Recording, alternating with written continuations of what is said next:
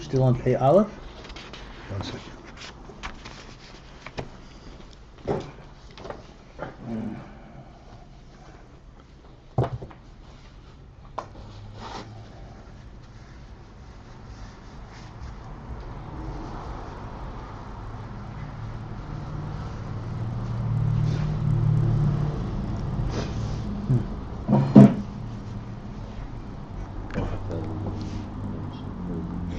Okay, so we're on page Pei Beis.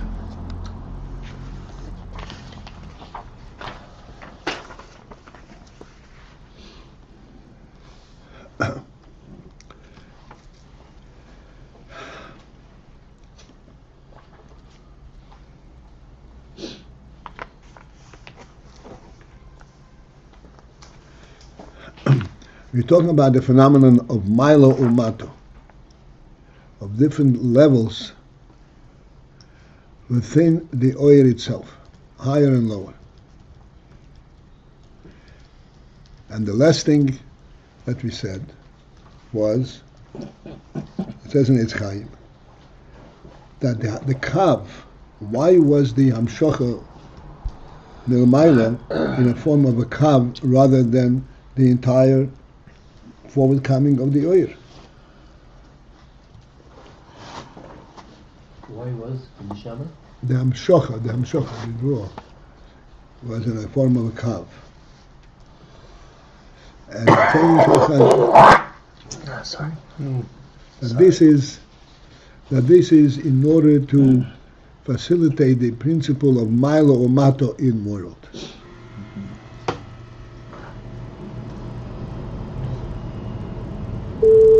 Because since it comes in the form of a kav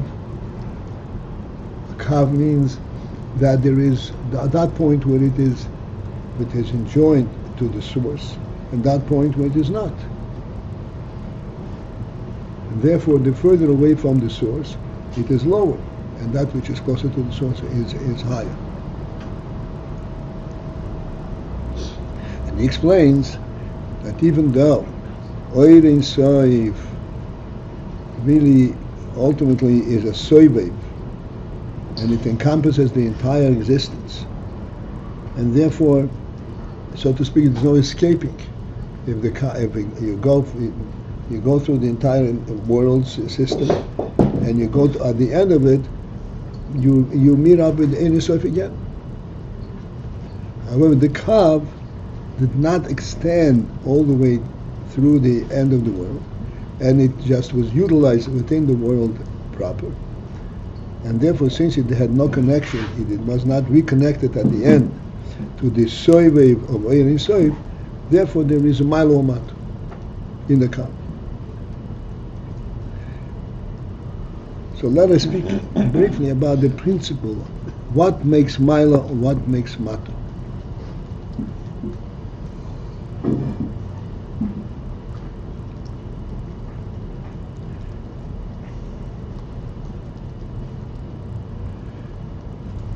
So clearly here we have, Milo means the source, and Mato is that which is distant from the source.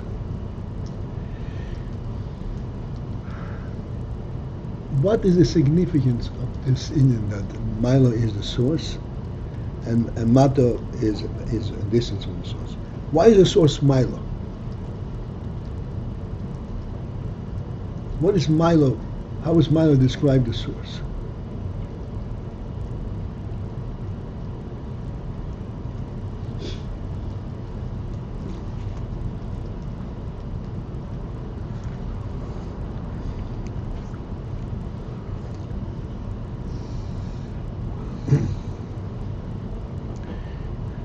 So the principle in this is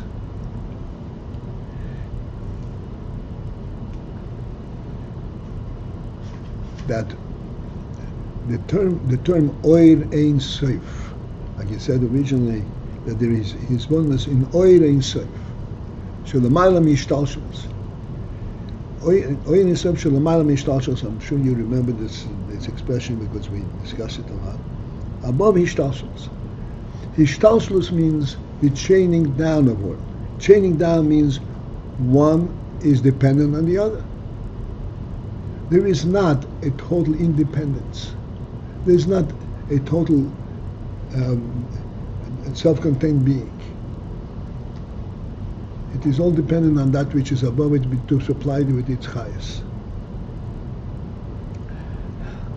Mila means that which is totally independent, the real thing.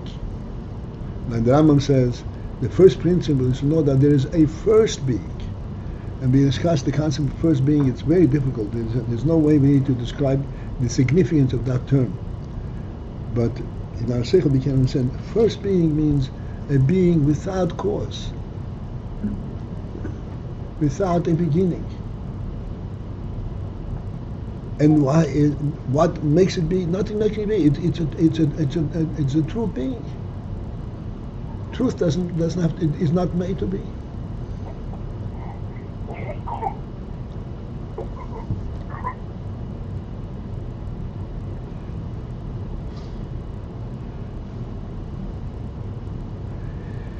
As we come down into world by definition is a totally precarious existence. This is the meaning of world. Like you say, the table is standing on the floor. It's standing on the floor, but it's not.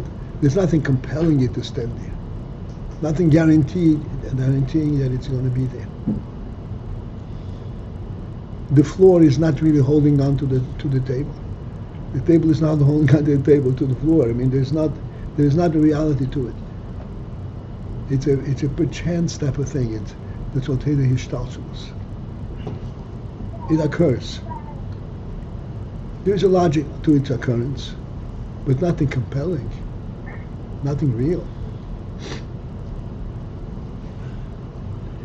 Thus, this is the formulation of Mailomat.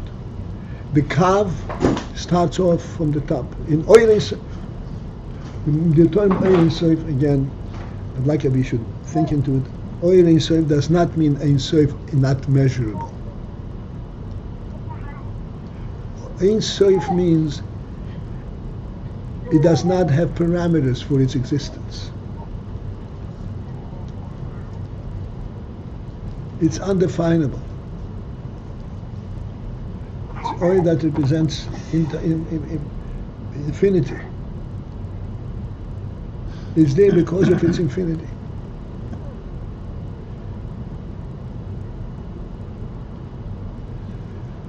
The kav that comes in the form of a kav, which means multi-pointed line, nonetheless. So, it begins from the Oilei Seif. Therefore, at that point where the kav is joined with the Oilei Seif, there is not a question. Think of it in those simple terms. There's not a question. Where does the kav come from? Oilei Seif is holding it and it's applying it. What's giving it its presence? Not a question. Oilei Seif. But as you go further down from the Oilei Seif into world, then it becomes a precarious existence. Seemingly, it's a Milo Mato.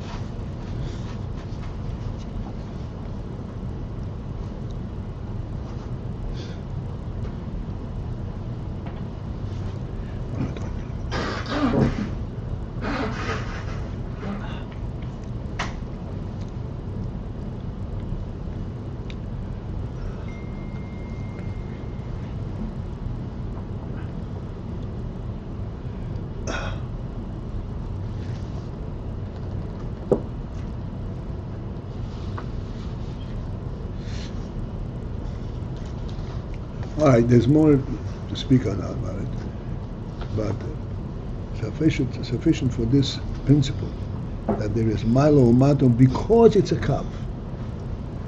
Because it's a kav, because it's a multi-pointed. In other words, it's not connected to Oilei Seif throughout its entire breath.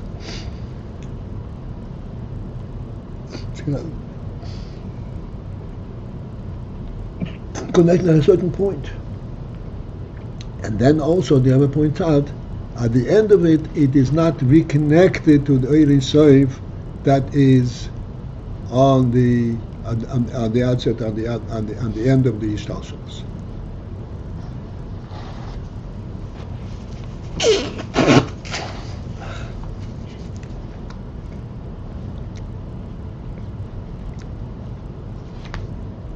If it were reconnected at the end of Ishtalshalos, then again, there is no precariousness about it. It is solidly connected on all sides.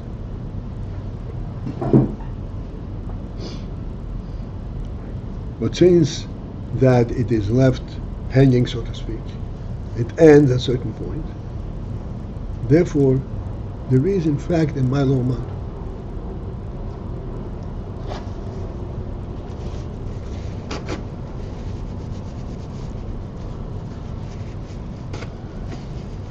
Okay. It says that a circle represents the principle of no Milo Mato.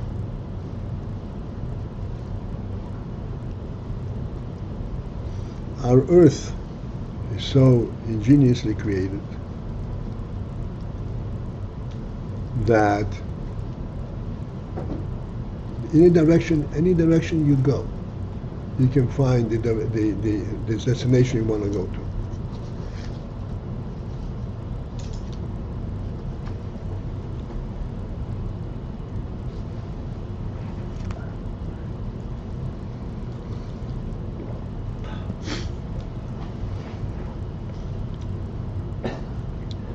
Okay.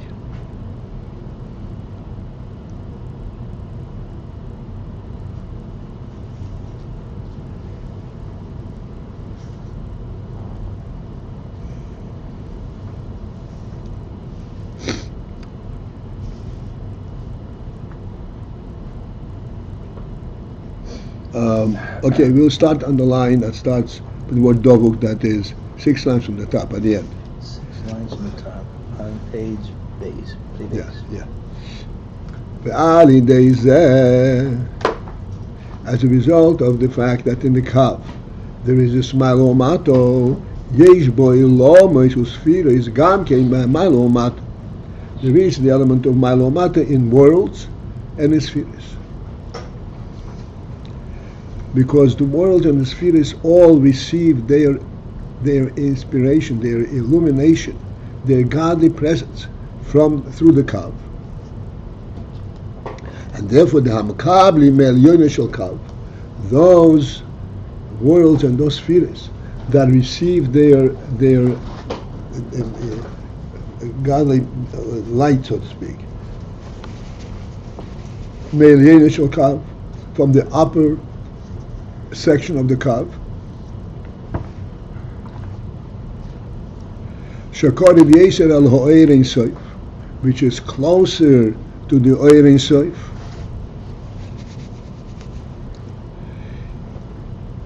Shu Milo Shaboy, which is the Milo within the Kav, Harei Heim B'chinas Milo.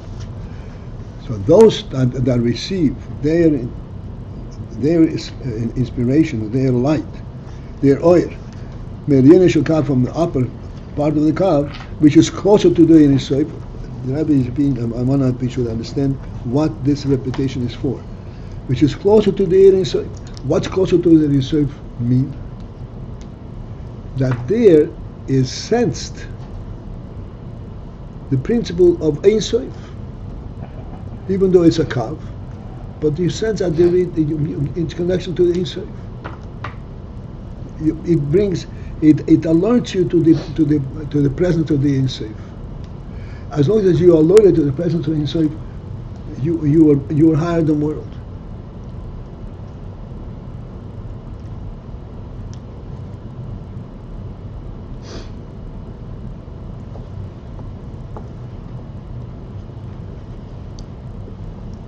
I want to use a very simple illustration to this concept because it's very important. It's part of our life and part of our way. I pointed out the other day. If I'm holding this up. Hello? Shlomi, can you see this? Shlomo. Bad. I don't know. You know, okay. I'm holding this up.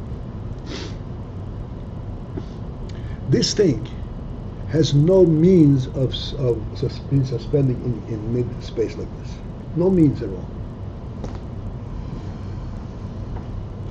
I once asked in a class, Balabatim in Port Washington, I asked, if I'm holding this up, is it conceivable that I will be holding it up long enough until this becomes its place and it will be suspended automatically in mid-space without me holding it up?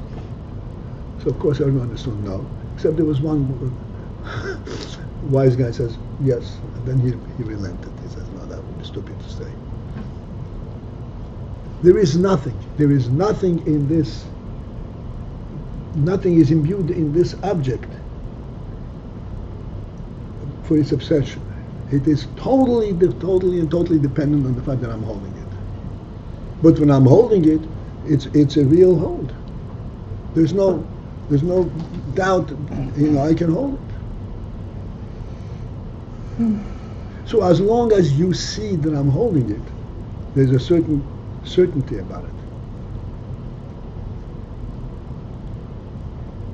But when there is not this hold, then it loses its certainty. You lose connection to the reality. Such as if I held a string, a cord, and the cord is dangling down, so on the upper part is held.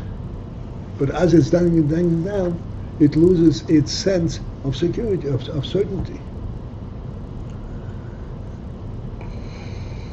And therefore that sense is not transmitted to that midsection or even lower section. And therefore what happens? It's called mato. What does mato mean?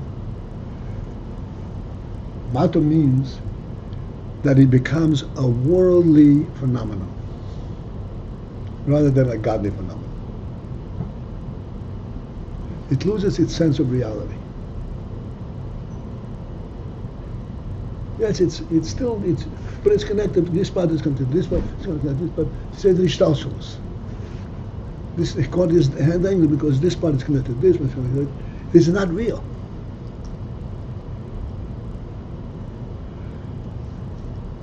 Whereas where there is a human being in a motion holding it up, that's real. Why is that real? See, I want to complete this whole section. Why is that real?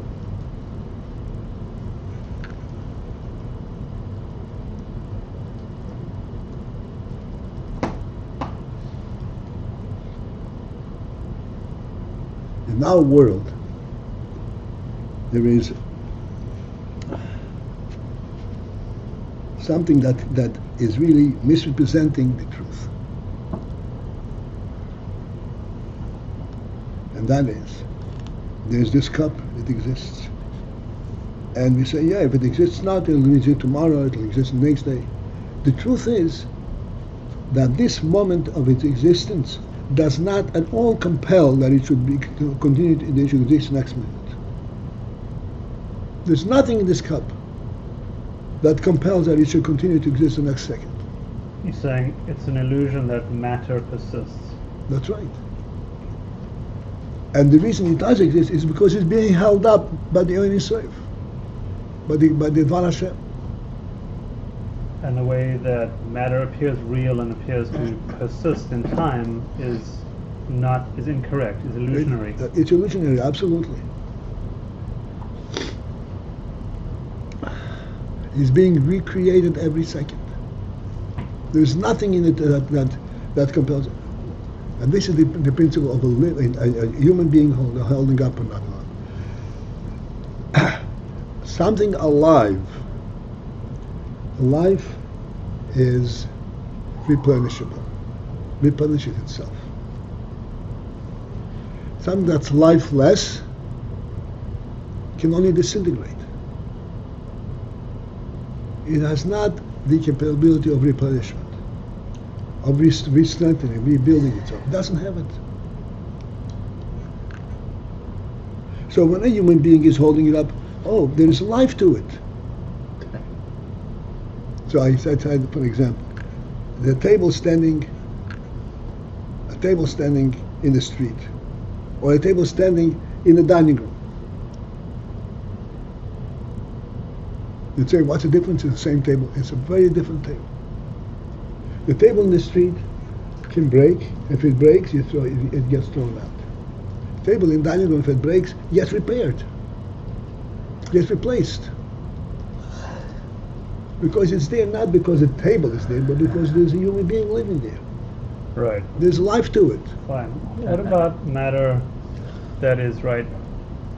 I mean, this we're actually saying that all matter has life, that it's being maintained by its creator. Otherwise, it would disintegrate. Absolutely. Right. Yes. Okay. And this is exactly what we are observing without really identifying it intellectually. The reason there is such certainty of the world continuing is because we see that there is a living element in it. What about the assumption that matter just is here and is persisting? But what? That material is just here and its nature is just to persist. We're saying that's false because that would be like imagining a cup just sitting in the air, right? That's right, exactly right. If this is if this is yesh me ayin, then its base is ayin. Therefore, it has to revert back to ayin all the time. And if it is continuing to be yesh, it's because it's being brought into yesh. Rabbi? Just as if I'm holding this up. Yes. Rabbi? Congratulations that you held this up. I'm really impressed. In the physical world, the physical string, okay, when you're holding one end of the string up, the rest of the other end of the string is hanging down because for a reason, a force is acting on it, whether you call it gravity or ahava or whatever, but something is compelling it to hang down. If it was just in space, it would just be floating. But nothing is compelling. So in Baruchnius is some. No, okay. you're missing the point. The fact that it's down is because it's further away from its source. That's why it's down. The question is, what makes it stay up? Well, your will, The source is what's holding it up. So in other words, there is the will that persists throughout the entire entity. This is what's holding it up. This is what holds up the down part. The down part also. Except in down part, there is less emphasis, less revelation, less statement of the will. It's less revealed how he's doing doing it or how he's doing it. That's right. Okay. That's mata. So into this very lowest world, even though things seem to just be here, that's not the case. It's his intention that maintains everything here. Absolutely. And it's because these lower worlds ultimately accomplish his will, his purpose. Namely that he's hidden, but what his purpose? Go ahead. What? He wants to be known in a worldly environment. He has to be recognized in a worldly aesthetic. And that's where we had before that Eretz is Eretz Kodim, and that's in terms of the plan, intention, but when it came to Bria, right, their heaven was first, right? That's right. Shemayim was Kodim. Right. And just to clarify that, so namely the goal was to have life on Earth as opposed to just Earth, right? Mm-hmm. Okay. So just to clarify, so there is nothing compelling the mata to be mata. Nothing is pulling. There's nothing compelling it to continue to be suspended, to stay in the air.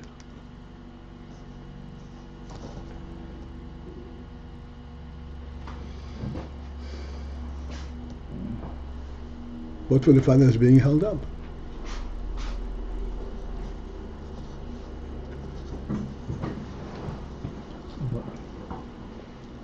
What causes the thing to fall to the earth? The physical string. What causes it to fall to earth? Everything in the creation falls downwards. Why? Because it does not have the spirit to hold itself up higher. It falls down.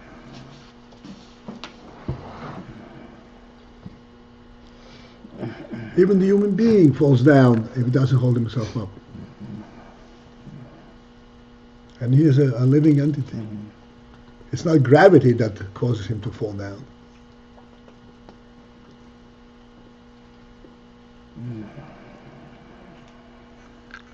So down is the default, and in the world, the down default is the default state. In the world, Yeah. down is not a default state. And in the world, down is the default state. Because that's what the world is.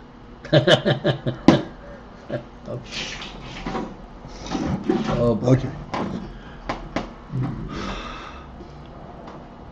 And how come there is Milo Mato in the entire existence is because everything entire existence comes to be through the process of a kav. Everything has to be drawn from Oyin Sof. But Oyin Sof comes into the world through the process of a kav, and the further away it is from its source, the less Oyin Sof is felt in it. What does Oyin Sof mean again? The less the principle that is a compelling presence.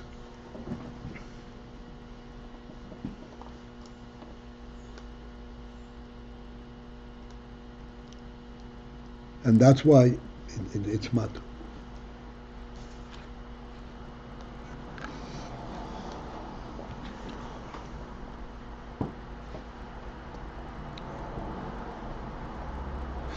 Okay, let's continue now. At the end of this line, the line begins with the word sheboy, and it is, let's see, 8 lines from the top. At the end of the line. V'zehu, and that explains the principle shehakav nikro kav hamido. That the kav is called kav hamido. Where are we? I said 8 lines from the top. Oh, okay. Do you know how to count? I didn't hear you.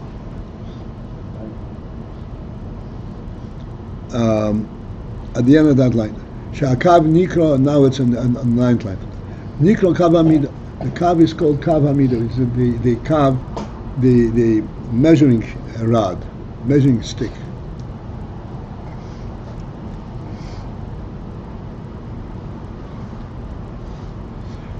And now we go to the next line. We'll skip the parentheses. Lihiyois, being that shalidei hakav hu medidas hoiris. That through the kav, as a result of the process of the structure of the kav, hu medidas hoiris. This is what affects medidas hoiris, the measurement, measuring of the element in the hoiris. You're skipping the parentheses there? Yes.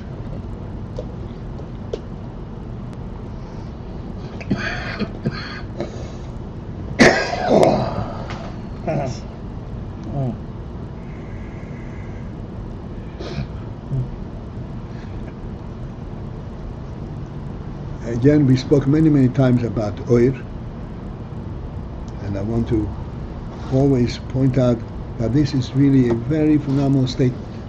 Measuring of the oirs. Oir is they said, the impact of the presence of the essence.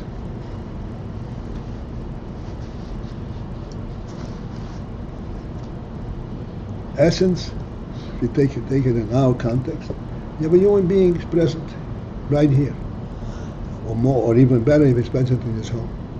His presence is a real presence. It's not measurable. Particularly in his home, as you said, he occupies his home, every corner of his home automatically. His presence, it fills everything.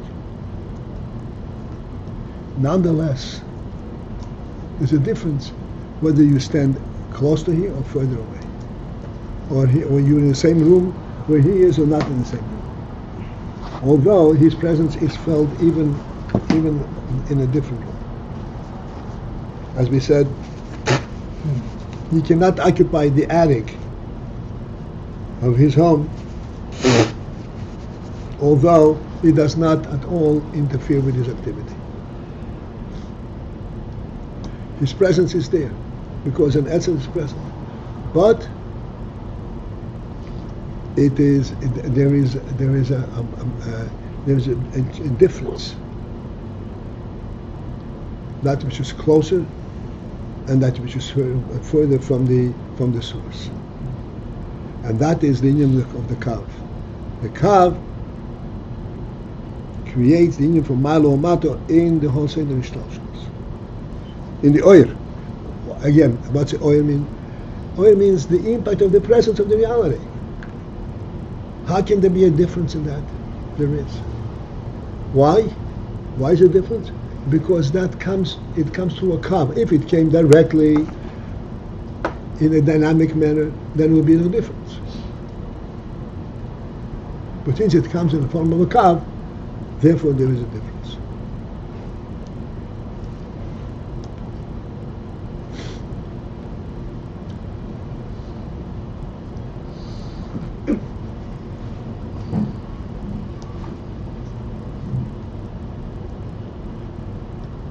Since the time is almost up, I just want to give another means of understanding it.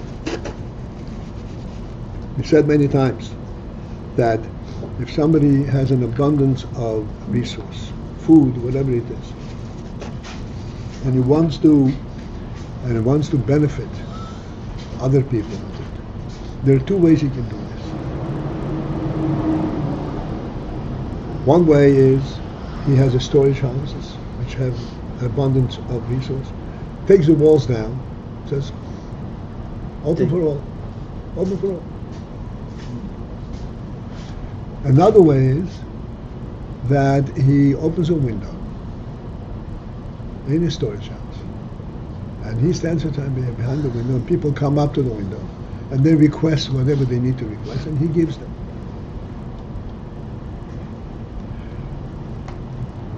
So in the foreign situation, there is no closer, there is no malo mata. There's not one who is closer to the source, and one is not closer to the source. Wherever you are, you're in the source. But in the second instance, when you're close to the window, you are closer to the source. When you're further away from the window, then you are away from the source. On the other hand, just want to complete this motion, we pointed out that practically speaking, that's exactly what happens, because the walls are off, you have everything. But what you're missing, when it comes to a window, there is the intent and the will. It's given to you directly.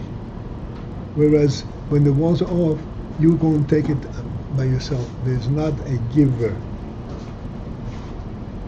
Not a giver.